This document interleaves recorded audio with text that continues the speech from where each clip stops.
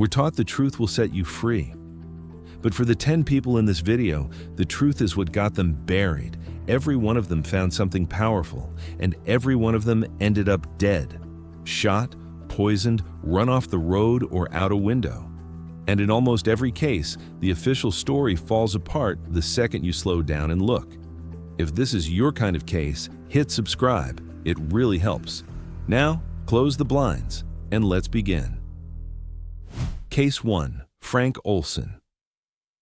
It's the summer of 1994 in a forensic lab, and a scientist is examining the skull of a man who's been dead for more than 40 years. The man's sons had his body dug out of a cemetery in Frederick, Maryland, because they never believed the way the government said he died. The official story was clean and simple. Their father woke up in the middle of the night, ran across a dark hotel room in his underwear, and threw himself through a closed window and a drawn shade to the pavement 10 floors below.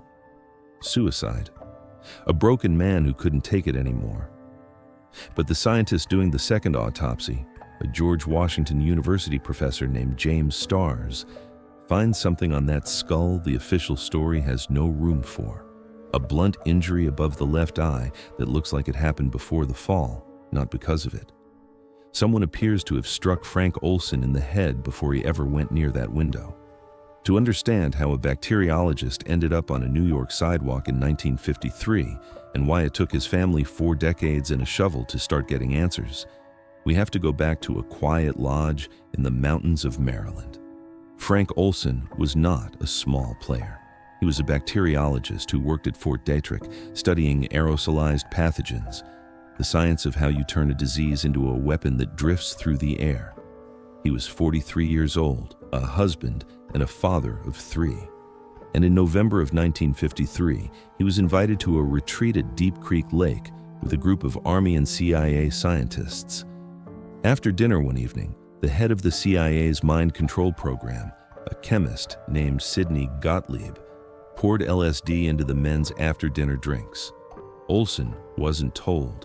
He wasn't asked. He drank it, and about 20 minutes later, the people who dosed him casually informed the group what was in their glasses. This was part of a program called MKUltra, the CIA's effort to figure out whether LSD could be turned into a tool for interrogation and control. The agency funded experiments like this at dozens of universities and hospitals, most of which had no idea the money was coming from the CIA. Frank Olson wasn't running the experiment that night. He was the experiment. And here's where it starts to matter. Olson came home from that trip a different man. His family later described him as uncharacteristically quiet and withdrawn. But he'd actually been uneasy about his work for a while. According to accounts from people around him, after watching a documentary about the Protestant reformer Martin Luther and his crisis of conscience, Olson had gone to his superiors and told them he wanted out of the biological weapons program. He wanted to quit. Think about that for a second. A man with deep specific knowledge of how the government made weapons out of germs had just announced he wanted to leave. And within days of that announcement, his own colleagues secretly put a powerful hallucinogen in his drink. A few days after the retreat, Olson was taken to New York City by CIA colleagues, supposedly to get psychiatric help. He was sent to see a doctor named Harold Abramson, who was himself connected to the agency's drug research. So the man they brought in to treat him reported to the same people Olson had just told he wanted to walk away from. He was placed in room 1018A of the Hotel Statler in Manhattan, and he wasn't alone. He was sharing that room with a CIA officer named Robert Lashbrook. In the early hours of November 28, 1953, Frank Olson went out the window of that room and died on the pavement below. Lashbrook was in the room, and almost immediately, the machine went to work. The CIA moved to limit the questions. New York police were persuaded to keep their scrutiny light. Olson's family was simply told he'd jumped or fallen, that he'd been depressed and unwell. The LSD, the dosing, the fact that he'd wanted to quit, none of it was mentioned. And that version held for 22 years. It only came apart by accident. In 1975, a government commission looking into CIA abuses mentioned, without naming him, that a scientist had died in 1953 after being given LSD in a secret experiment. Olson's family read the description and realized it was Frank. Within 10 days, they went from knowing nothing to sitting in the Oval Office, receiving a personal apology from President Gerald Ford for what had been done to their father. Not long after, they accepted a settlement of $750,000 and agreed not to sue the government. For most families, that would have been the end. An apology from the president, a payout, the truth about the drugs finally on the record. But Olson's sons, Eric and Niels, still didn't accept the core of the story, that their father had killed himself. So in 1994, they had his body exhumed and brought in James Starrs to perform a second autopsy. And that's the lab we started in. What Starrs found didn't match a jump. He reported multiple skull fractures that he considered inconsistent with a simple fall, plus that blunt injury above the left eye that appeared to predate the impact. And then there was the window itself. Starrs said, out loud, that he was skeptical anyone could do what the official story required. Because look at what that story asks you to believe. Frank Olson, in a dark hotel room in the middle of the night, gets out of bed and runs. He clears a radiator. He clears a windowsill more than 2.5 feet high. He goes through a window opening about 3 feet by 5 behind a drawn shade, all of it in the dark, at a full sprint, head first through the glass. Read that again. That's not a man slipping into despair and quietly stepping off a ledge. That's an obstacle course, run blind, ending in a dive through a closed window. Starrs looked at that and said he found it hard to believe. What the injuries fit better, in his view, was a man who was struck first and then put through that window by someone else. After the exhumation, a homicide investigation was actually opened in Manhattan. It never produced charges. Years later, in 2012, Olson's sons sued the federal government directly, claiming the CIA had murdered their father by throwing him out that window rather than letting him become a man who knew too much and wanted out. The case was dismissed on legal grounds, but even the judge acknowledged the family's suspicions weren't unreasonable given everything the government had hidden. So where does that leave Frank Olson? The government's position, even now, has softened only from suicide to something closer to a tragic accident brought on by drugs it never told him he'd taken. But his family has spent 70 years insisting he was killed, and the second autopsy gave them a piece of physical evidence the file never accounted for, an injury to the head that a fall alone doesn't explain. Here's what we do know for certain. Frank Olson told his bosses he wanted to leave the weapons program. His own colleagues secretly dosed him with a mind-altering drug. 9 days later, he was dead on a New York street, and the people responsible for the drugging were the same people who controlled the story of how he died and buried the truth for more than 2 decades. When his sons finally went looking for that truth themselves, they had to dig it out of the ground. And the skull they pulled up didn't say the same thing the official record did. Frank Olson went looking for none of this. Our next man went looking on purpose. He was a journalist, and he spent the last years of his life chasing exactly this kind of secret until he got closer to it than anyone before him. Case 2. Danny Casolaro. It's a little after noon on August 10th, 1991, in a hotel room in Martinsburg, West Virginia. 2 housekeepers let themselves into room 517 of the Sheraton Inn, and they find a scene that stops them cold. A man is lying in the bathtub. The water around him is dark with blood. His wrists have been cut not once, not twice, but somewhere between 10 and 12 times, deep enough to sever the tendons. There's a razor blade in the tub, and on the sink, there's a short handwritten note that begins, "To my loved ones, please forgive me." Within a day, the authorities have their answer. Suicide. A troubled writer who slit his own wrists in a hotel bathroom far from home. But here's the part that turns your stomach. Weeks before this, the man in that bathtub had told his own brother something very specific. He said that if he was ever found dead, and anyone tried to tell the family it was suicide or an accident, they were not to believe it. He told them in so many words that he'd been murdered. He arranged his own warning in advance because he was already afraid this was coming. And then it came, and it came looking exactly like the thing he told them to distrust.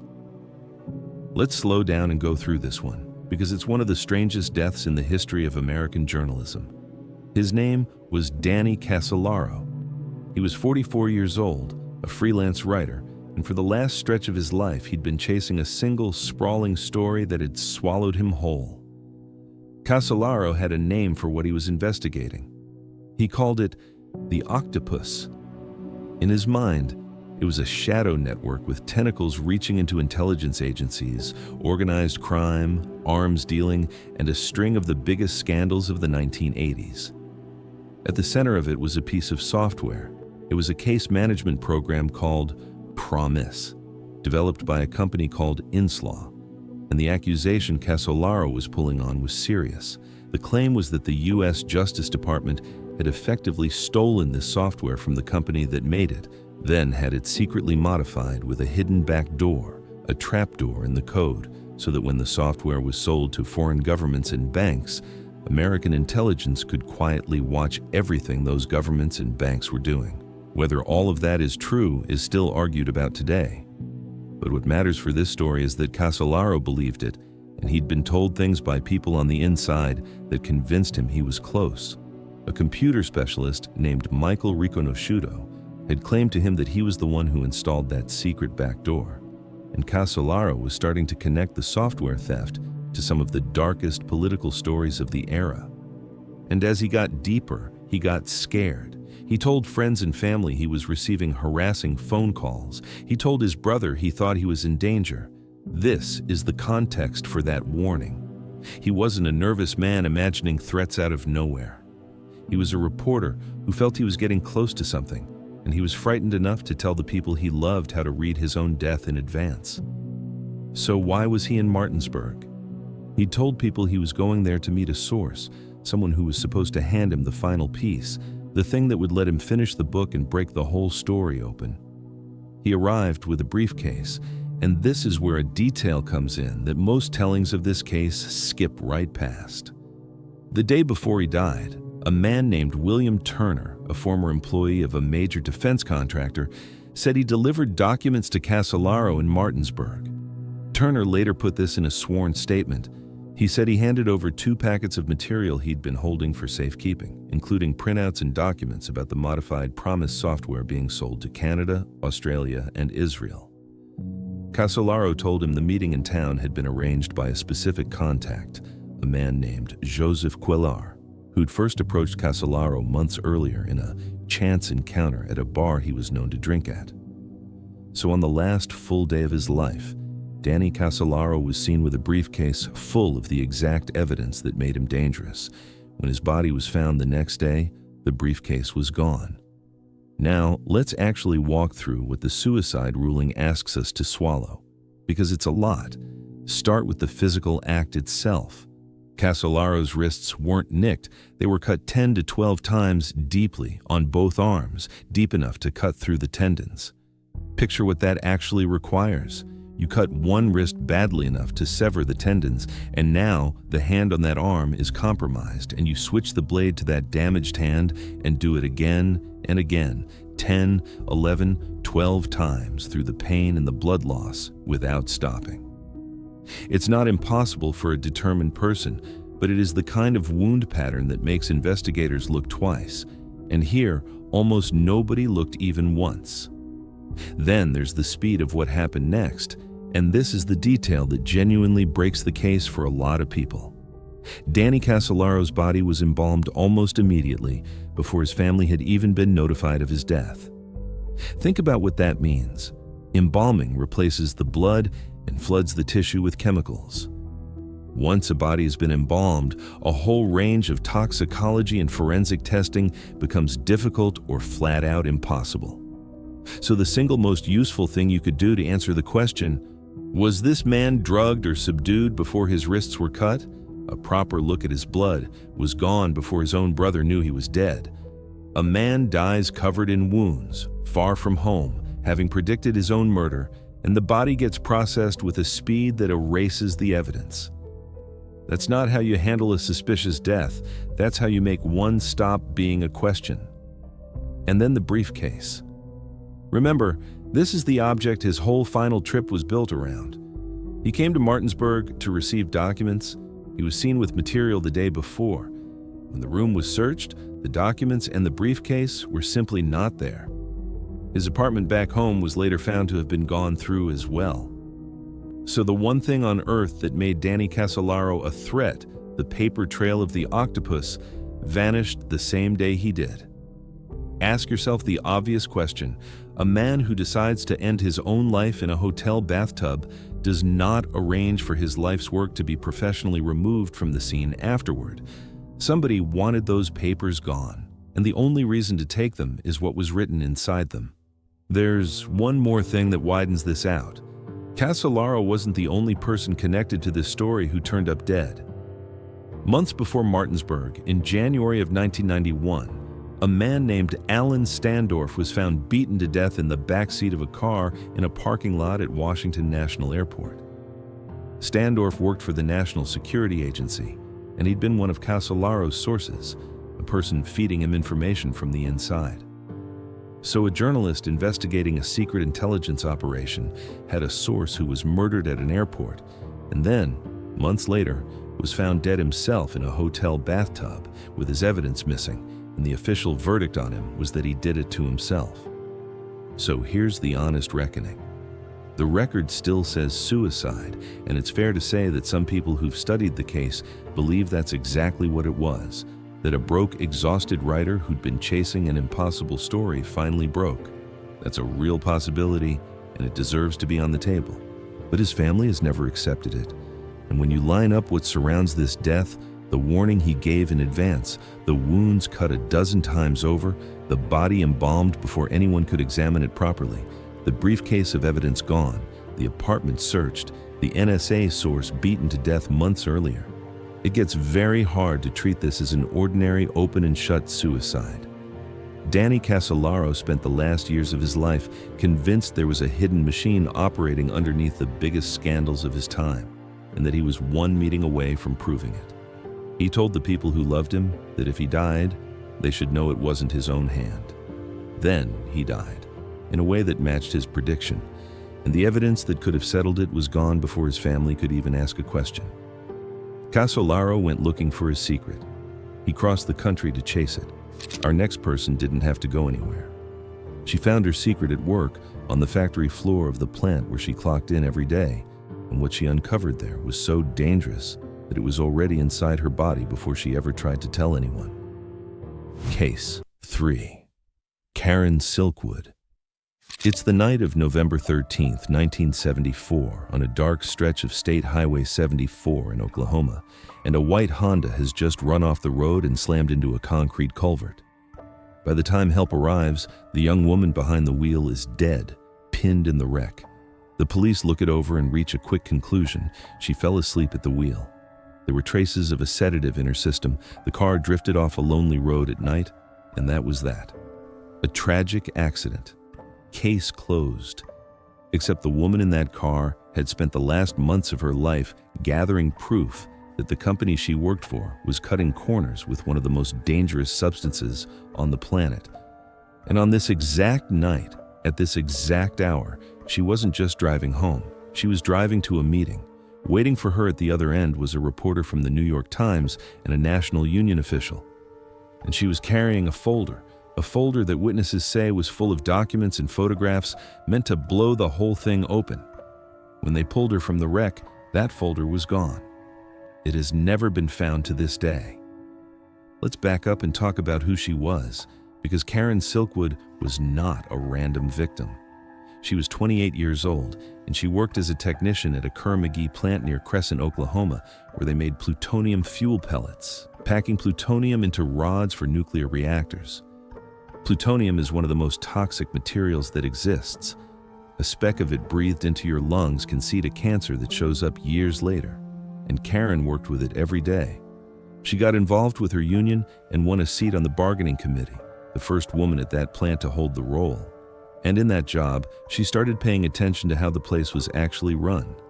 What she saw alarmed her. She believed the plant was rushing production, that safety was slipping, that faulty fuel rods were going out the door, and, most seriously, that quality control records were being doctored to hide problems. So she did what a whistleblower does. She started documenting it. She testified to the Atomic Energy Commission about unsafe conditions, and she began quietly building a case. And then, in early November of 1974, the danger she'd been warning about landed on her own body. On November 5th, Karen did a routine self-check for contamination, the kind the plant required, and the reading came back at nearly 400 times the legal limit for plutonium. She was scrubbed down and sent home with a kit to collect samples. The next morning, she tested positive again, even though all she'd done that day was paperwork. And when a team went to check the apartment she shared, they found plutonium there too, in her kitchen, in her bathroom. And in one of the strangest details of this entire case, the highest concentration of all was found in a bologna and cheese sandwich sitting in a refrigerator. Now think about how bizarre that is. Plutonium doesn't wander into your lunch meat on its own. Karen was flown to Los Alamos for testing, where doctors confirmed she had a significant amount of plutonium in her lungs. She was terrified, and she was convinced of what had happened. She believed someone had deliberately contaminated her apartment to frighten her or to discredit her, to make her look careless right when she was about to go public. Kerr McGee's position was the opposite.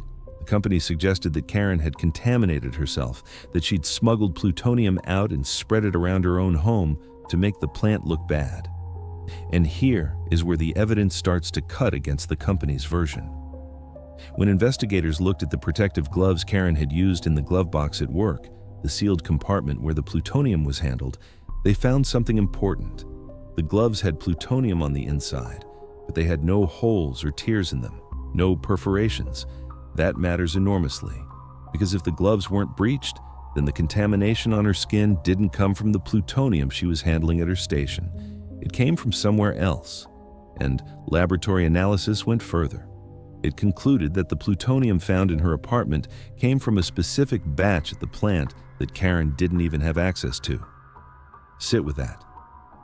The material used to poison her home was from a supply she couldn't have taken herself. So on the last day of her life, Karen Silkwood was a contaminated, frightened, determined woman who decided she was done waiting.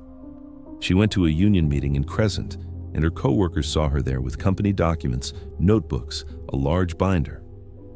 Afterward, she set off alone in her Honda for Oklahoma City to hand it all over to David Burnham, a New York Times reporter, the same journalist who'd earlier broken the Frank Serpico police corruption story, and to a union official who'd flown in for the meeting.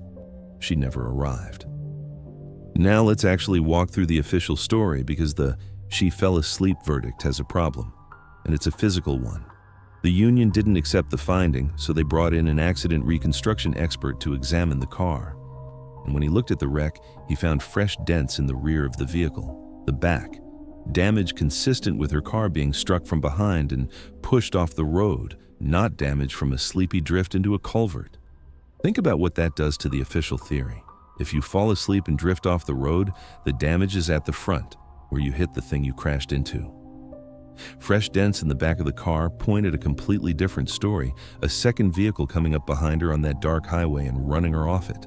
And there's a reason she might have been driving fast and erratically that night that has nothing to do with sleep. Some accounts describe her appearing to try to get away from something behind her. And then there's the folder. This is the piece that ties the crash to everything else.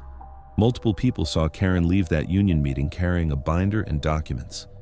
She told people this was the proof, the material that would back up every claim she'd made about the plant. She was driving those documents directly to a national newspaper reporter, and when her car was found, the documents were gone. Not scattered across the road, not burned, gone and never recovered. So apply the same logic we've been using all the way through this. A woman doesn't fall asleep at the wheel and, in the process, cause a folder of evidence to vanish from her own car. Somebody at that crash scene, or shortly after it, took what she was carrying. And the only reason to take it is the same reason it's the only reason every time. Because of what was inside it and who it would have exposed. So here's where it leaves us. The official ruling on Karen Silkwood's death is still an accident, and it's honest to say the physical proof of murder was never nailed down to a courtroom certainty. The expert found suspicious damage, but no one was ever charged with running her off the road. What did happen is that her family sued Kerr McGee, and that lawsuit fought its way all the way to the United States Supreme Court, and it changed the rules for how nuclear companies could be held liable when they poisoned their own workers. Karen never got to hand over her folder, but the fight over her death forced a reckoning she'd been trying to force while she was alive. Line it all up, and it's a hard accident to accept without flinching. A whistleblower, contaminated with plutonium from a bat she couldn't reach, driving to meet a reporter with a binder of proof, run into a culvert on a dark road with fresh dents in the back of her car and the proof missing when they found her. Karen Silkwood was 28 years old, and she was killed on the way to telling the truth.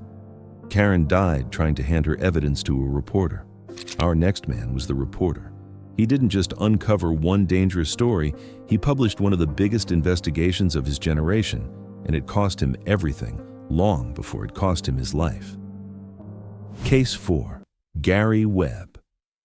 It's December 10th, 2004, at a house in Carmichael, California, just outside Sacramento.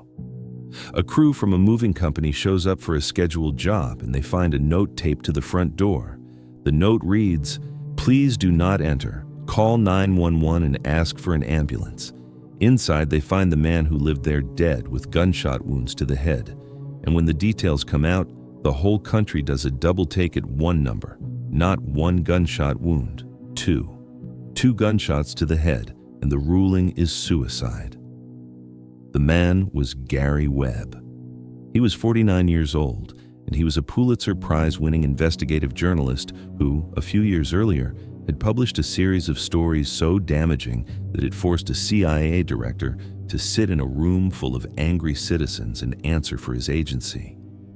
Webb had already lost almost everything by the time he died, and the strange circumstances of that death, 2 bullets, a man on his way out of his own home, a reporter who'd made the most powerful intelligence agency on Earth uncomfortable, immediately set off a firestorm of suspicion that has never fully died down. Let's go back to the work, because you can't understand the death without it. In 1996, writing for the San Jose Mercury News, Gary Webb published a series called Dark Alliance. What it argued was staggering. Webb traced how the explosion of crack cocaine that devastated south-central Los Angeles in the 1980s connected back to Nicaraguan traffickers, and how the profits from that cocaine were being funneled to the Contras, the CIA-backed rebel army fighting the government of Nicaragua. And the series suggested something that made powerful people furious, that the CIA had been aware of and in some ways shielded the drug dealers at the center of it. In the early days of the internet, that story went viral in a way almost nothing had before. It caused an uproar, especially in the black communities that had been hollowed out by crack. At one public meeting in Los Angeles, the CIA director himself was grilled by a furious crowd. The story hit a nerve at the highest level of American power. And then, the backlash came for Gary Webb. Major newspapers, instead of chasing the underlying CIA Contra questions, turned their fire on Webb and his series, picking at its strongest claims, calling it overstated. His own paper eventually backed away from it. And here's the bitter irony that surfaced later. In 1998, a CIA Inspector General's report actually confirmed a core part of what Webb had reported, that the agency had worked with Contra figures despite drug trafficking allegations against them. But by then, the damage to Webb was done. The narrative had already been set. His reputation was in ruins. He couldn't get hired at a major newsroom, and he ended up taking smaller jobs far from the career he'd built. By 2004, Gary Webb was a man under real strain. He was depressed. He was in financial trouble. He was, by that point, selling the house in Carmichael and moving out, which is exactly why a moving crew was scheduled to arrive on the morning his body was found. His marriage had come apart, and the professional betrayal he'd lived through, being right about the big picture and destroyed anyway, sat on top of all of it. So let's be careful and clear about what the official record says. The Sacramento County coroner ruled Gary Webb's death a suicide. The weapon was a .38 revolver. He'd left notes for his family. And the physical evidence at the scene, according to the coroner, supported self-infliction. That is the finding. Now here's the detail that made the country stop and stare, and it's worth walking through honestly. There were 2 gunshot wounds to the head. According to the coroner's account, the first shot entered near the ear and exited through the cheek, and crucially, that first wound was survivable. It wasn't immediately fatal, and then a second shot was fired, and that one struck an artery, and that was the one that killed him. 2 shots to the head, 1 survivable and 1 fatal, in a suicide. For a lot of people, that simply doesn't compute. The instinct is, how does anyone shoot themselves in the head, survive it, and then do it again? And that instinct was so widespread that after a local paper reported he'd died from multiple gunshots, the coroner's office was flooded with calls. So many people phoned in demanding to know what really happened that the Sacramento County coroner, Robert Lyons, had to come out and issue a public statement personally confirming that, yes, this was a suicide, and conceding that while it's uncommon for a suicide to involve 2 gunshots, it is possible. And the suspicion didn't stop at the 2 shots. In the period before his death, friends have said Webb told them he was receiving death threats, that he believed he was being followed, and that he'd noticed strange people around his house. Now, that's Webb's account relayed by others, not established fact, but you can see why. For a man who'd angered the CIA, those claims poured fuel on the fire. The theory wrote itself in a lot of people's minds, that this was retaliation, that a reporter who'd exposed the agency had been silenced and staged to look like a suicide. But here's where honesty matters, and where this case is different from some of the others in this video. Gary Webb's own family accepts the suicide ruling. The people closest to him who knew what he was carrying, the depression, the financial ruin, the weight of what had been done to his career, believe he took his own life. And a man in that much pain, on the day he's being forced out of his home, having watched the establishment destroy him for telling the truth, is a genuinely tragic and plausible suicide. It's important to say that plainly, because the most respectful version of this story doesn't pretend to certainty it doesn't have. So what do we do with the 2 shots? Medical examiners will tell you that suicides with more than 1 gunshot, while rare, do happen. Particularly when the first shot misses anything immediately fatal and the person is still conscious and determined. That's the official explanation, and it's a real one. But it's also true that 2 shots to the head, ruled suicide, for a journalist who'd exposed the CIA, is the kind of sentence that will never sit comfortably and never fully be laid to rest, no matter how many statements the coroner issues. So here's the honest version of where this lands. The record says Gary Webb killed himself, and his family, the people with the most standing to doubt it, believe the record. But the reason his death still gets argued about isn't paranoia for its own sake. It's that a man who exposed a genuine, later partly confirmed scandal about the CIA and cocaine ended his life with 2 bullets to the head on the morning the movers came, and the country was left staring at a ruling that the coroner himself had to defend out loud. Whatever the truth of that final morning, the tragedy underneath it is undeniable. Gary Webb told a true story about power, and power destroyed him for it long before that day in Carmichael. Gary Webb was broken by exposing his government's secrets, and the debate over his death is a debate about a coroner's ruling. Our next man's death came with no such ambiguity from the people who examined it, and yet the official story still tried to bury it. He was a scientist who knew more about weapons than almost anyone alive, and when he became inconvenient, an entire government machine moved to make sure his death was never properly investigated at all. Case 5. Dr. David Kelly. There's a document about the death of an ordinary British scientist that you are not allowed to read.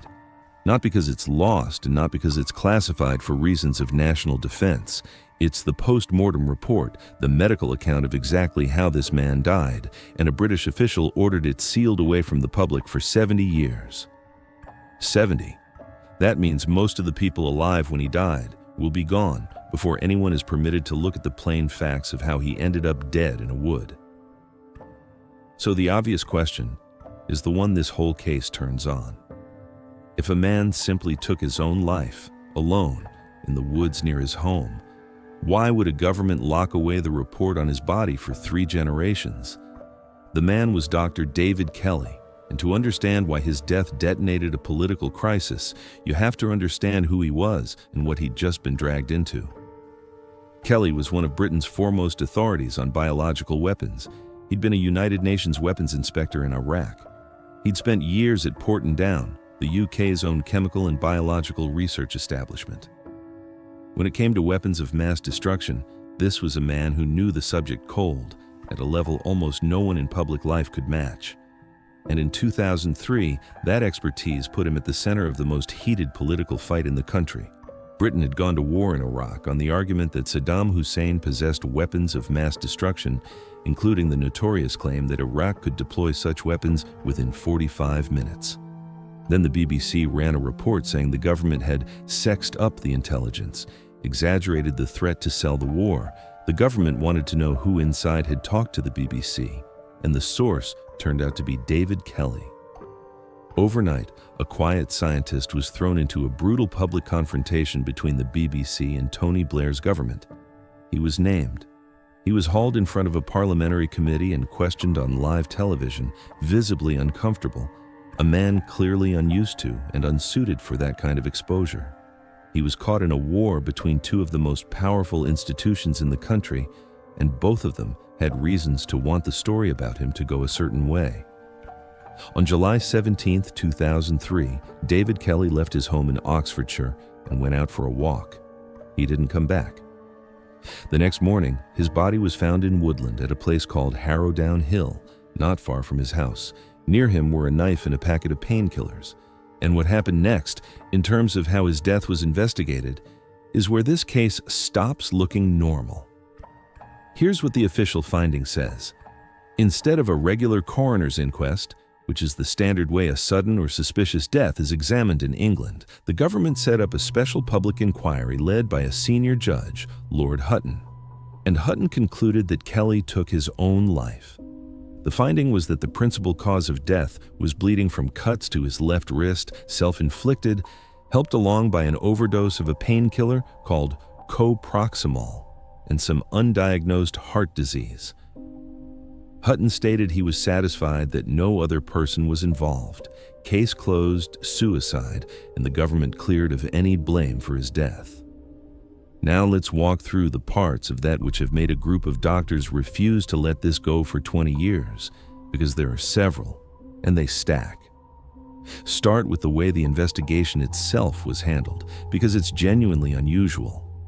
Normally, when someone dies like this, a coroner holds an inquest. An inquest has real investigative powers, it can compel evidence, it exists specifically to establish how someone died. In this case, the coroner opened his inquest, and then it was suspended and effectively replaced by the Hutton inquiry, under a legal provision that let a judge-led public inquiry stand in for the inquest. That substitution was ordered from the top of the government, and critics point out something important about the difference. The inquiry was set up to look at the circumstances surrounding Kelly's death, the whole political mess, not to forensically establish the cause of death itself the way a proper inquest would. So the one process designed to nail down exactly how he died got swapped out for one with a broader, softer remit. Then there's the timing of the paperwork, and this is the kind of detail that makes people's eyebrows go up. A death certificate was issued in the name of the Oxfordshire coroner, giving the causes of death on August 18, 2003, barely after the Hutton inquiry had started sitting.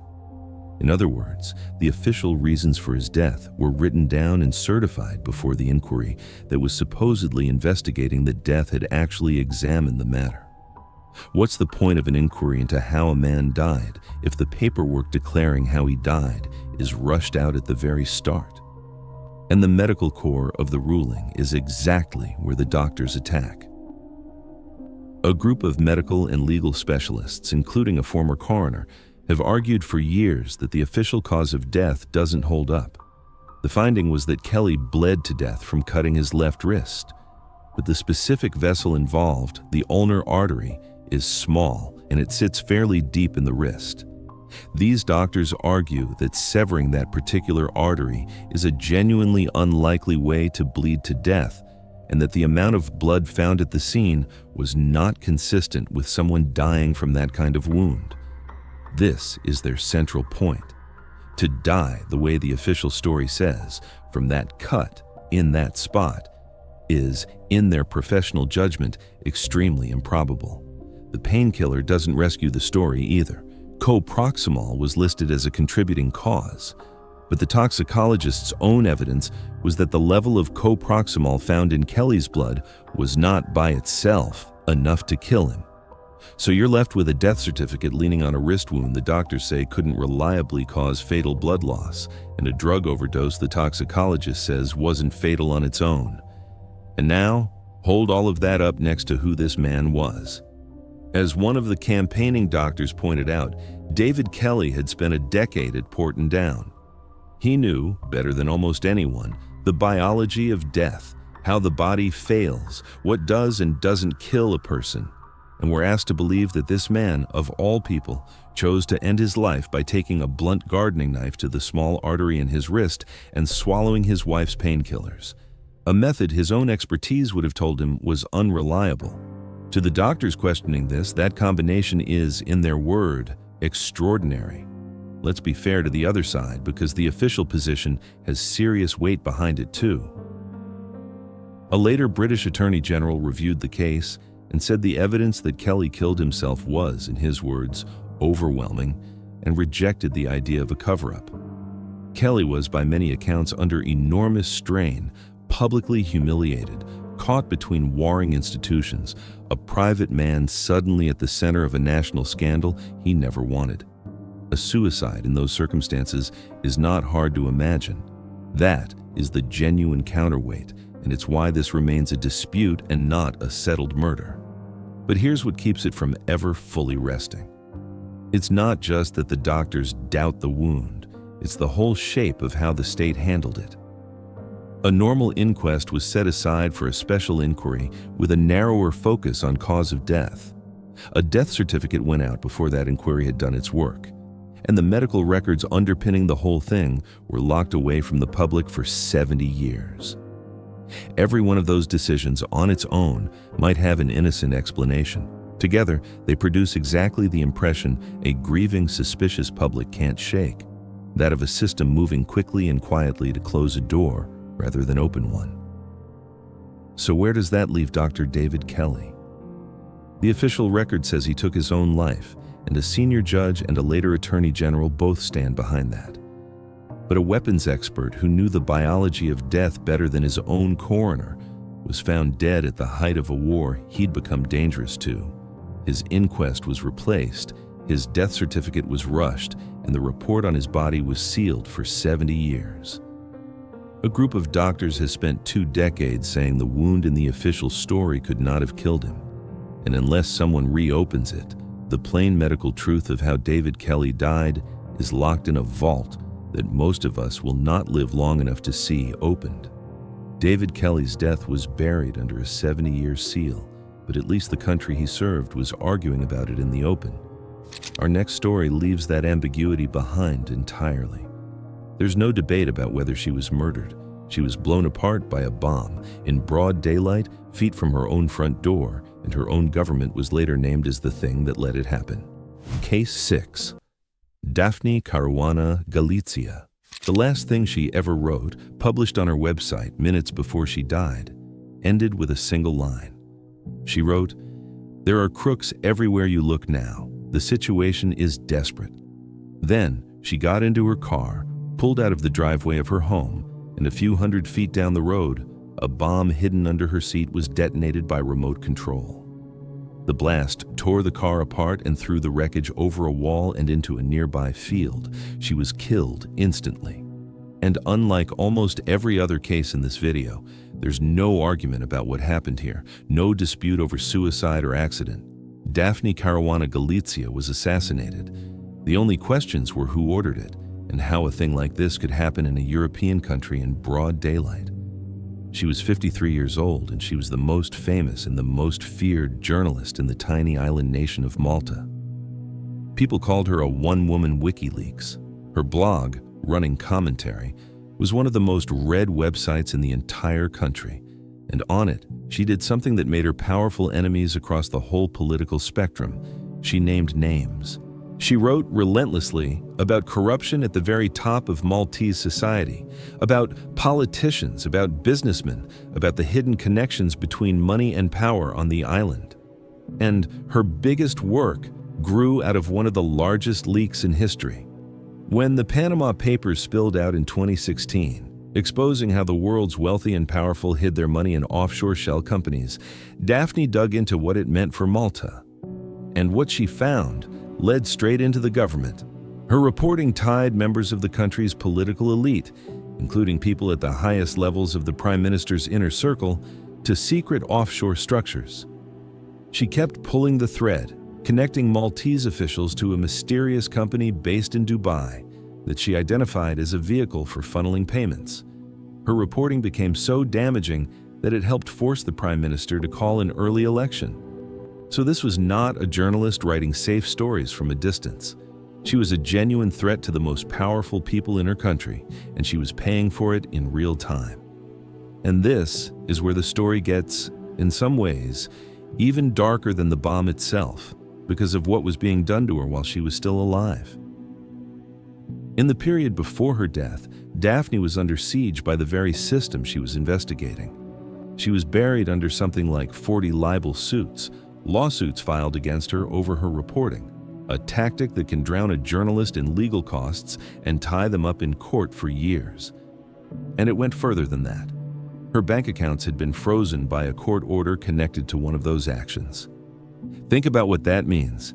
Here is a reporter exposing corruption at the top of her government, and while she's doing it, that same establishment has her tangled in dozens of lawsuits and has cut off access to her own money. She was being financially strangled by the powerful people she was writing about, right up until the moment someone decided lawsuits weren't enough. And she knew she was in danger. Just 2 weeks before she was killed, Daphne went to the police and reported that she was receiving death threats. 2 weeks. She told the authorities, on the record, that she feared for her safety. And then, on October 16, 2017, the bomb went off. Now, here's what makes this case land like a punch, and it's a detail that most retellings skip past. One of the first people to reach the burning wreckage was her own son. He was at the family home when he heard the explosion, ran out toward it, and found the remains of his mother's car scattered across the road in the field. He was a journalist himself. He had to stand at the scene of his mother's assassination and understand, in real time, exactly what had happened and why. Let's go through what the investigation actually uncovered. Because unlike the cases where the state closed the door, here, the truth got dragged into the light, piece by piece.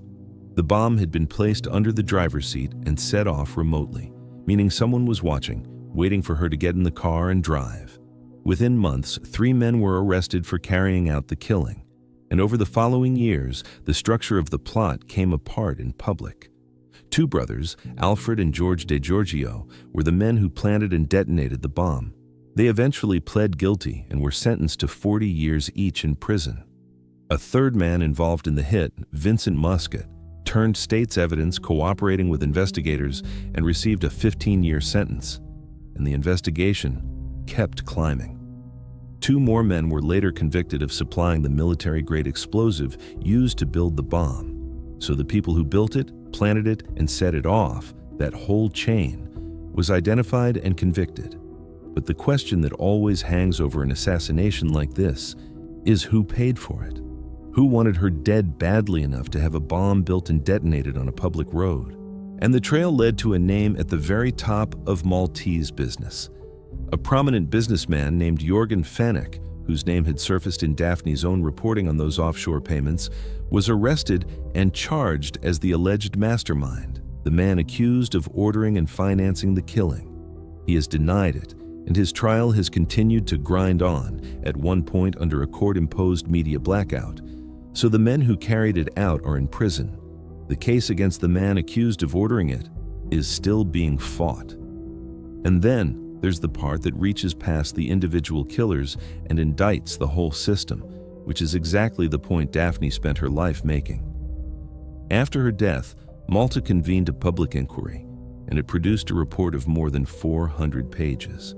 Its conclusion was damning. The inquiry found that the Maltese state itself bore responsibility for her assassination because the government had created what it called an atmosphere of impunity. In plain terms, the people who wanted her dead believed they could get away with it because the culture at the top of the country had taught them they could. Corruption had gone unpunished for so long that murdering the woman exposing it started to look like a survivable option. The Prime Minister at the center of her reporting ultimately resigned amid the fallout. So here's what makes her case belong here. Daphne Caruana Galizia's death is not a mystery in the way the others in this video are. There's no contested coroner's ruling, no sealed autopsy, no did she or didn't she. She was murdered deliberately by a bomb, and the men who did it have been convicted.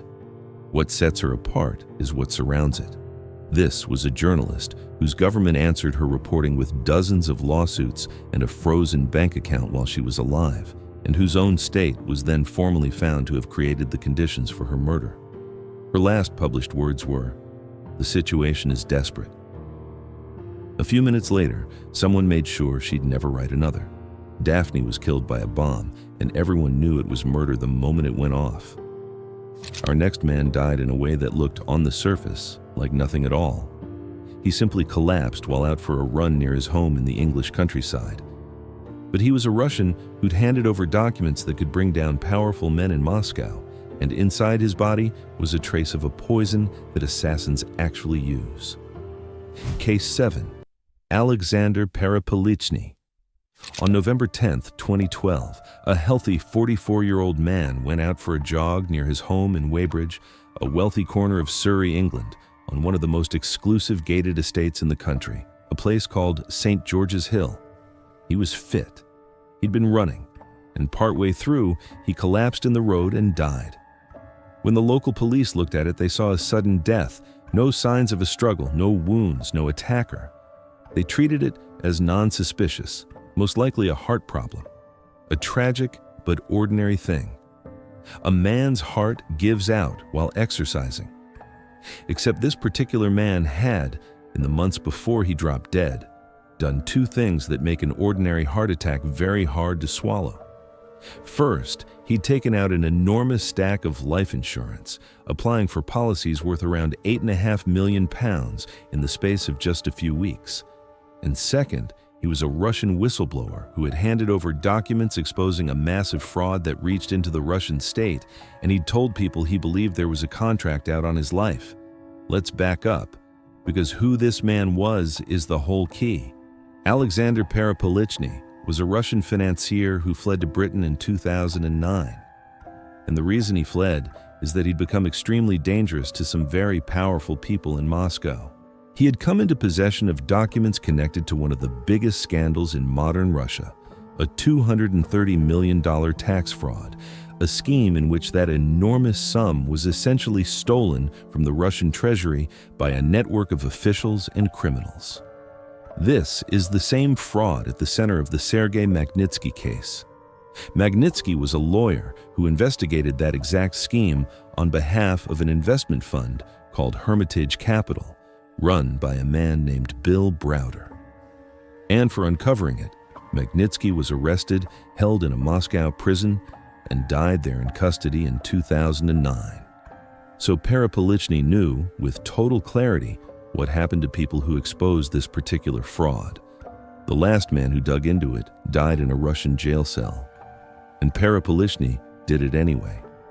He handed Browder's organization documents that helped map out how the stolen money moved, tracing it into bank accounts and shell companies.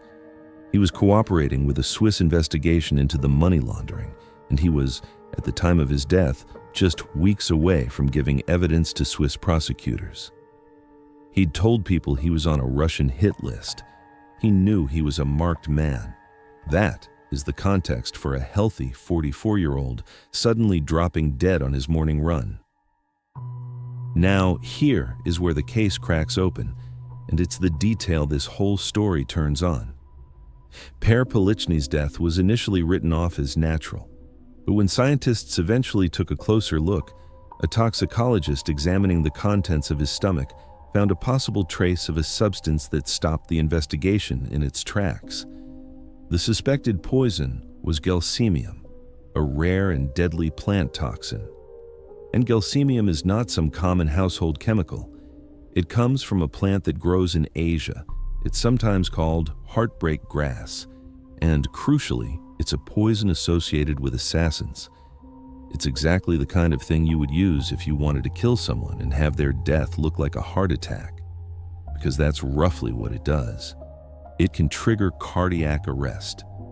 So think about the shape of this: a Russian whistleblower on a Moscow hit list, weeks from testifying against a state-connected fraud, drops dead of an apparent heart problem while jogging. And later, a scientist finds a trace of an obscure assassin's poison in his stomach that can cause a heart to stop. If you were writing a thriller, this is where the reader knows exactly what happened. But the real world is messier than a thriller, and honesty requires walking through what happened to that evidence, because it's genuinely maddening. The gelsemium lead never got nailed down. Later testing couldn't confirm it. Other toxicologists ran their own examinations and couldn't find a definitive poison. Plant experts at Kew Gardens, the botanical authorities brought in to check, came up blank. And part of the reason the science stayed so uncertain leads to one of the most damning details in the entire case. Surrey police disposed of his stomach contents. The material from his stomach, the single most important piece of evidence for determining whether he'd been poisoned, wasn't fully preserved. Only a limited amount survived for a second autopsy, and that second examination failed to identify a cause of death at all. Sit with that for a second. The one thing that could have proven or disproven murder, the contents of the stomach of a known hit list target who died suddenly, was thrown away by the very people investigating his death. Whatever the truth is, the best chance of ever knowing it was destroyed by the investigation itself. And there's another layer that tells you this was never treated as a simple jogging death behind the scenes. The British government stepped in and obtained something called public interest immunity over secret material it held about the case, meaning certain intelligence-related documents could be kept out of the public inquest on national security grounds. The original coroner was replaced. So while the public story was man collapses on a run, the government was quietly invoking national security to keep parts of the file sealed. Governments don't do that over ordinary heart attacks. Then there was the trail leading abroad. Perepilichny had made a short trip to Paris shortly before he died, and French police later looked into the possibility that he was poisoned there, investigating his death as a potential assassination. So you have British secrecy on one side and a French assassination probe on the other, over a death that Surrey police had shrugged off as natural. Now, the counterweight, because this case genuinely has one. After years of hearings, a full inquest concluded that Perepilichny most likely died of natural causes, possibly from a hidden, hard-to-detect heart condition, the kind that can kill a seemingly fit man with almost no warning. The forensic case for poisoning had, in the end, fallen apart, in large part because the evidence was gone or inconclusive. So the official verdict is not murder.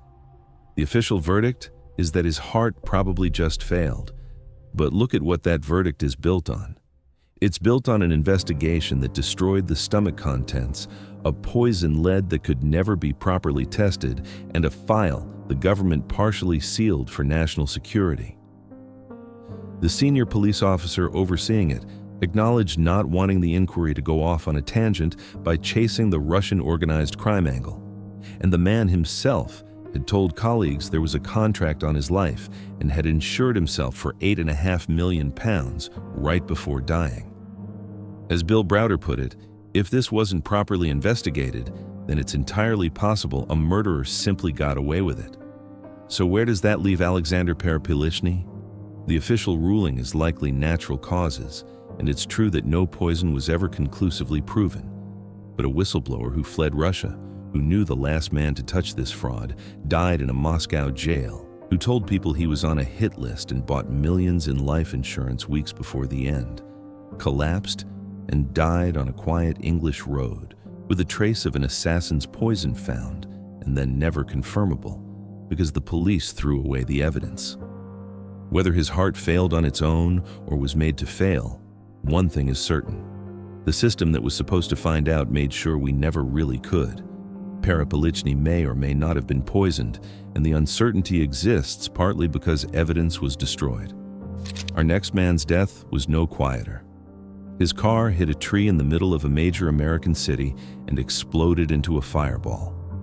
It was ruled an accident, but one of the most senior counterterrorism officials in the United States looked at it and said on the record that it was exactly what a remotely hacked car would look like. Case 8. Michael Hastings. A little after 4 in the morning on June 18, 2013, in the Hancock Park neighborhood of Los Angeles, a brand new Mercedes came tearing down the street at enormous speed, jumped the median, and slammed into a palm tree. On impact, it didn't just crumple. It detonated into a fireball so intense that the fire crews couldn't get near it, and the car's engine was ripped out of the chassis and thrown roughly 100 feet down the road. The man inside was burned so badly that it took investigators 2 days and fingerprints to confirm who he was. The official cause was ruled an accident, reckless driving. A man going way too fast who lost control and hit a tree. The man was Michael Hastings, and he was 33 years old, and he was one of the most fearless investigative journalists in America. 3 years earlier, he had written a profile of a 4-star general, Stanley McChrystal, the commander of U.S. forces in Afghanistan, that quoted the general and his staff mocking senior members of the Obama administration. That single article ended McChrystal's command. He was a reporter who could take down a 4-star general with a notebook, and he made powerful enemies doing it. And in the hours before his car hit that tree, Michael Hastings was behaving like a man who was afraid. Let's walk through those final hours, because they're what turned this from a tragic accident into one of the most argued over deaths in modern journalism. Hastings had told people he was onto something big. The day before he died, he sent an email to his colleagues at BuzzFeed, and the tone of it was alarming enough that a close friend flagged it. In the email, he wrote that the FBI was interviewing his close friends and associates. He advised his colleagues that if federal authorities showed up, they should immediately request legal counsel before talking about their journalism. And he said he needed to go off the radar for a bit to work on a big story. He also quietly blind copied a friend, a former Army staff sergeant named Joe Biggs, whom he'd known from his time embedded in Afghanistan, almost as if he wanted someone outside the newsroom to have a copy. And around the same time, he reached out to the lawyer for WikiLeaks named Jennifer Robinson, telling her that he believed the FBI was investigating him. So in his last hours, this reporter contacted a WikiLeaks attorney, warned his colleagues to lawyer up, and said he was going dark to chase a story. His final published article, from just days earlier, had been about government surveillance, about the National Security Agency vacuuming up phone and internet data. But here's the detail that lands hardest, and it's the one most tellings leave out. In the hours before the crash, Michael Hastings tried to borrow his neighbor's car. He wanted to get out of town, and he specifically didn't want to drive his own Mercedes because he was afraid it had been tampered with. Read that again? A man who ends up dead when his own car crashes and explodes had, hours earlier, tried to avoid driving that exact car because he suspected someone had gotten to it. Now, the official story has real support, and it's important to lay it out fairly. The Los Angeles coroner ruled the death an accident from traumatic injuries. Toxicology found methamphetamine and marijuana in his system. Hastings had reportedly been sober for around 14 years and had recently relapsed. His family was said to be planning to come to Los Angeles to encourage him to enter rehab. There was dashcam footage from a nearby vehicle showing his car speeding and running a red light with no other cars chasing it. The LAPD looked at it and stated they suspected no foul play. So the straightforward reading is a stressed, paranoid man who'd fallen back into drug use, driving recklessly at high speed in the middle of the night who crashed. That's a real, plausible, human tragedy, and it deserves to be on the table. But then there's the piece that makes this case impossible to fully close, and it doesn't come from a conspiracy blog. It comes from Richard Clarke. Clarke had been the national coordinator for security, infrastructure protection, and counterterrorism at the White House, serving under both Bill Clinton and George W. Bush. This is about as establishment and sober a national security figure as exists. And when Richard Clarke looked at what was publicly known about the Hastings crash, he told a reporter on the record that it was consistent with a car cyber attack. Let's be precise about what he said, because he was careful. Clarke said there was reason to believe that the intelligence agencies of major powers, including the United States, know how to remotely seize control of a car. He explained that research at universities had already shown it was relatively easy to hack into a car's control systems and do things the driver doesn't want, cause the car to accelerate or slam on the brakes. And then he said the part that hangs over this whole case. He said that if there had been a cyber attack on the car, whoever did it would probably get away with it, because the fire would have destroyed the very computer systems you'd need to examine to prove it, and the local police almost certainly wouldn't have the expertise to detect it. Clarke was blunt about his own skepticism. He said he'd spent most of his life knocking down conspiracy theories. But his rule, he said, was that you don't dismiss one until you can prove it wrong. And in Hastings's case, he said, the publicly available evidence was consistent with a car cyber attack, and the problem was you couldn't prove it either way. So put the pieces together the way a reasonable person would. A journalist who takes down generals and investigates the surveillance state believes he's under FBI scrutiny. He warns his colleagues to lawyer up. He contacts WikiLeaks. He tries to borrow a different car because he thinks his own has been tampered with. And then, hours later, that same car accelerates to a huge speed in the dead of night and explodes against a tree so violently the engine is thrown down the block. And a former White House counterterrorism chief says that's what a hacked car looks like, and that if it were one, you'd probably never prove it. None of that is proof of murder. It's crucial to say that clearly. The relapse was real, the drugs were in his system, the dashcam showed reckless speed with nobody chasing him, and cars do crash and burn. The most likely explanation may well be the tragic, ordinary one. But this is a case where you can't prove it either way is doing enormous work, and where the man best positioned to know how these things are done in the shadows said the shadow version fit the facts. So here's where it settles. Michael Hastings' death was ruled an accident, and there's a real human version of that story. A relapsed, frightened man driving too fast in the dark. But he spent his career making the kind of enemies who could make a deadly crash look like an accident. He told people in his final hours that he was being watched and that he thought his own car had been gotten to. And one of the most credible counterterrorism officials in the country said the crash was consistent with the one method of murder that leaves almost nothing to find. Whatever happened on that street in Los Angeles, this was a man who had every reason to fear his own car, said so out loud, and then died in a way the experts admit could be hidden forever. Hastings' death lives in the space where you can't prove it either way. Our next man's death started in exactly that same space, ruled a likely suicide, an official story wrapped up fast. But this time, the people examining it refused to accept it, and years later, a nation's own courts overturned the verdict and declared, formally, that he'd been murdered the night before he was going to accuse a president. Case 9. Alberto Nisman. On the night of January 18, 2015, in a locked apartment in Buenos Aires, a man was found dead on the bathroom floor with a single gunshot wound to the head. The gun was right there beside him, a small .22 caliber pistol. The door was locked from the inside. And within hours, a government official was telling the country what had happened. Suicide. A prosecutor under enormous pressure who cracked and took his own life. Clean, contained, and very, very convenient. Because the next morning, this man had an appointment. He was scheduled to walk into the Argentine Congress and lay out in public a case accusing the sitting president of the country of a criminal cover-up. He died the night before he could open his mouth. His name was Alberto Nisman, and he was a special federal prosecutor. And for a decade, his life's work had been one of the worst atrocities in Argentina's history.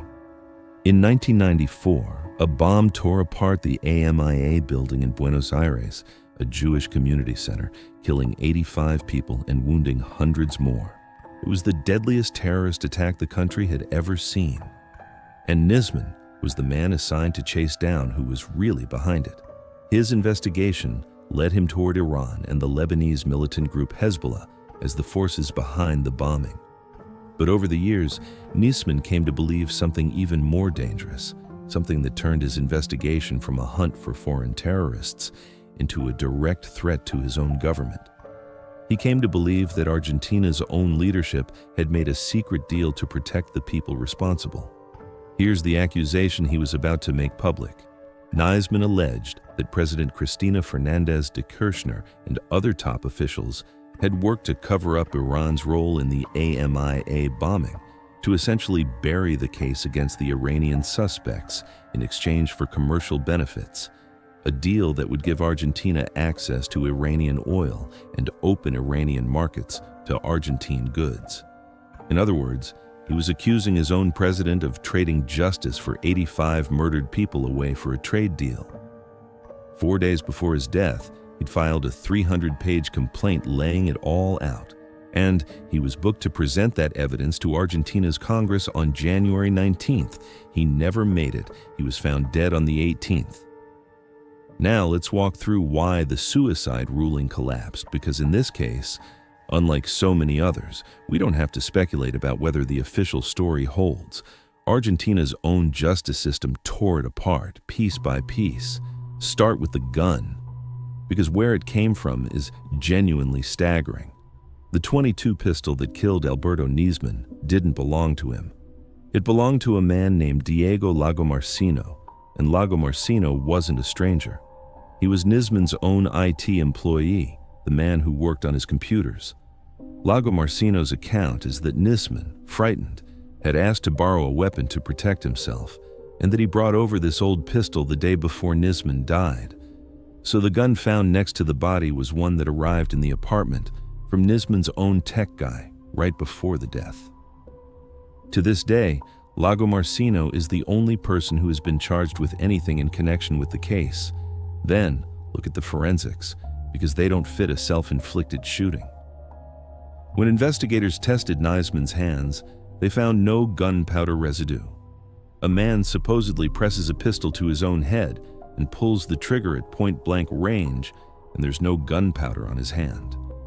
That is not what you expect from someone who just fired a gun inches from himself. And it got worse for the suicide theory. A prosecutor reviewing the case cited evidence that the body had been moved and that the apartment appeared to have been wiped of fingerprints, cleaned of the traces that would tell you who else had been there. And now, the two details that turn a suspicious death into something that looks orchestrated. First, Nisman had a security detail, government bodyguards assigned to protect him. In the roughly 12-hour window before his body was discovered, those guards abandoned their posts. The men whose entire job was to watch over a prosecutor about to accuse the president were, at the critical moment, gone. Second, and this is the one that should stop you cold, the day before Nisman was found dead, thousands of electronic files related to the AMIA bombing were destroyed in a fire in government offices. Read that again. On the eve of the death of the prosecutor who'd spent 10 years building the AMIA case, a fire consumed thousands of digital records tied to that exact investigation. The evidence and the man who could present it were both being erased inside the same 24 hours. For a while, the official machinery held the line on suicide anyway, but the pressure was too great and the anomalies too glaring, and Argentina's courts did something remarkable. They reopened it and they reversed it. A federal judge ruled that Nisman's gunshot wound could not have been self-inflicted, that his death, in the judge's words, could not have been a suicide. An appeals court upheld it.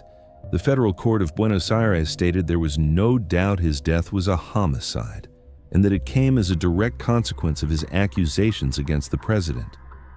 Years later, a further investigation affirmed it all over again. Nisman was the victim of a homicide, and he was killed specifically because of his work on the AMIA case and his move against that secret deal with Iran. So this is one of the rare cases where the disputed suicide didn't just stay disputed. The state that first called it suicide was overruled by its own judiciary, which declared, formally and on the record, that this was murder. Let's be fair about what remains unresolved because it matters. The courts have ruled it a homicide, but the machinery behind it, the specific individuals who planned and ordered Nisman's killing, has never been fully brought to justice. Lago Marcino, the man who provided the gun, is the only person charged, and the deeper question, who arranged the missing bodyguards, who set the fire, who wanted the prosecutor silenced, remains a live and dangerous one in Argentine politics. The former president has always denied any wrongdoing, though she has faced trial in the underlying cover-up case. So the verdict of murder is settled. The identity of who ultimately did it is not. So here's where it settles for Alberto Nisman. He spent 10 years chasing justice for 85 people killed by a bomb, and he concluded that his own government had sold that justice for a trade deal.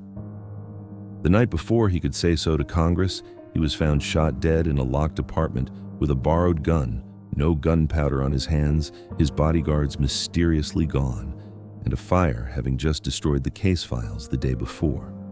It was called a suicide. His country's own courts called it what it was, a murder, committed to keep a prosecutor from speaking.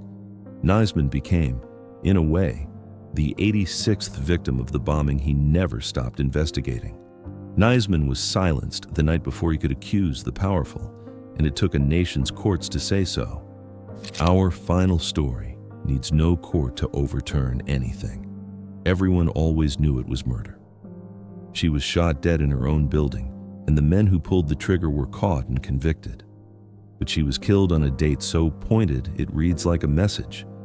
And nearly 20 years later, the man who paid for her death has never been named, and one of her convicted killers walks free today. Case 10. Anna Politkovskaya. On October 7, 2006 in Moscow, a woman came home to her apartment building, stepped into the elevator, and was shot dead where she stood. Multiple close-range shots. And the killer did something that tells you exactly what kind of killing this was. He dropped the pistol next to her body and walked away. Leaving the weapon at the scene is a signature. It's what a contract killer does, a professional making a statement, not a robber panicking. Nothing was stolen. This was an execution, carried out in the entrance to her own home in the afternoon. And the date was not a coincidence. October 7th is Vladimir Putin's birthday. On the day the most powerful man in Russia turned 54, the journalist who had become his fiercest critic was gunned down in her stairwell. If you wanted to send a message, it's hard to imagine a more pointed one. Her name was Anna Politkovskaya, and she was, by the time of her death, probably the bravest journalist in Russia. She wrote for Novaya Gazeta, one of the last genuinely independent newspapers in the country, and she'd built her reputation on the single most dangerous subject a Russian reporter could touch, the war in Chechnya. She documented, relentlessly and in unflinching detail, the abuses committed by Russian forces and by the Chechen militias loyal to the Kremlin-backed strongman there. She reported on torture, on disappearances, on the brutality that the official version of the war left out. And she named the powerful people she held responsible, right up to Putin himself. Now, here's a detail about Anna Politkovskaya that almost nobody knows, and it reframes her whole story. She was born an American. Her name at birth was Anna Mazepa, and she was born in New York City to Soviet diplomat parents who were posted there. She was, by birth, a United States citizen. She could have lived a comfortable, safe life almost anywhere in the world. Instead, she chose to go back to Russia, and then she chose to spend her career walking into the most dangerous war zone in the country to write down what was being done to people there. She didn't stumble into this. An American-born woman deliberately put herself in the path of the Russian state over and over because she believed someone had to, and she'd already paid for it before that day in the elevator. This wasn't the first attempt on her life. Back in 2004, when she was trying to travel to Beslan during the horrific school siege there to report and to try to help, she fell violently ill on the plane after drinking a cup of tea. She believed she had been deliberately poisoned to stop her from reaching Beslan. So by 2006, Anna Politkovskaya was a woman who already knew, from direct experience, that there were people willing to kill her to shut her up. She kept working anyway. Then came the shooting. And unlike almost every case in this video, there was no dispute about what it was, no suicide ruling, no accident, no natural causes. She was murdered, plainly and obviously, and even the investigators treated it as the assassination it was. Let's walk through what justice actually looked like here, because it's a strange, partial thing. It took Russian authorities nearly 8 years and 2 separate trials to convict the men involved. Along the way, 3 of the defendants were actually acquitted at one point, before the Supreme Court threw out those acquittals and ordered a new trial. Finally, in 2014, 5 men were convicted. The man who fired the fatal shots, Rustam Makhmudov, was sentenced to life in prison. His uncle, Lom Ali Gaitukayev, identified as the man who organized the logistics of the hit, also got life. Makhmudov's 2 brothers and a former police officer received long sentences for their roles in the surveillance and the execution of the killing. So the trigger man is in prison. The organizer of the hit died behind bars. On paper, the case is solved, except it isn't, and everyone involved knows it isn't, because the question that has never been answered, the only one that really matters, is who ordered it? Who paid for it? The men who were convicted are the hands, the shooter, the driver, the lookouts, the logistics man. But a contract killing means someone wrote the contract. Someone decided Anna Politkovskaya had to die and put up the money to make it happen. And that person, the mastermind, has never been identified, never been charged, and remains free to this day. As one of her colleagues put it after the trial, yes, the killers are in prison, but not their boss, and not the boss of their boss. Her own newspaper condemned the investigation for its failure to find who ordered her death. The investigators publicly claimed her killing was a liability for the powerful figures she'd criticized, essentially arguing they had no motive, an argument her supporters found hollow. And then, 17 years after her murder, came the detail that captures the whole grim story in a single act. In November of 2023, Vladimir Putin pardoned one of the men convicted of taking part in her killing. Sergei Kadzyk-Urbanov, the former police officer sentenced for his role in the assassination, was released because he'd gone to fight for Russia in the war in Ukraine. Read that again. A man convicted in the contract killing of Russia's most famous investigative journalist was set free by the president she spent her life criticizing as a reward for going to war. Her family condemned it, but there was nothing they could do. The state that never found who ordered her death reached into prison and freed one of the men who carried it out. So here's where it lands, and where this whole video lands. Anna Politkovskaya's murder is not a mystery about how she died.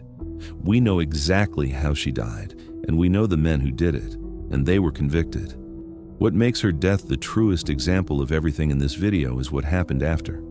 The people who pulled the trigger went to prison, but the person who wanted her dead was never named, never touched, and never will be. She was killed on the dictator's birthday in her own home for the crime of writing down the truth about a war. And nearly 2 decades later, one of her killers walks free, while the one question that would explain everything, who ordered it, sits exactly where the powerful always want it to sit, unanswered. That's the thread running through all 10 of these stories. A journalist, a scientist, a prosecutor, a whistleblower, each of them found something the powerful needed hidden. Some of their deaths were called suicide, some were called accidents, some were called natural causes, and a few were finally, grudgingly, called what they were. But in almost every single case, the same thing is true. The people who pulled the trigger, or slashed the wrists, or ran the car off the road, or lit the fuse, are not the ones who really matter. The ones who matter are the ones who gave the order and stayed in the dark and are, for the most part, still there. Because the most reliable way to keep a secret has never really changed. You silence the person trying to tell it, and you make very sure no one is ever left to answer the only question that counts: who wanted them dead?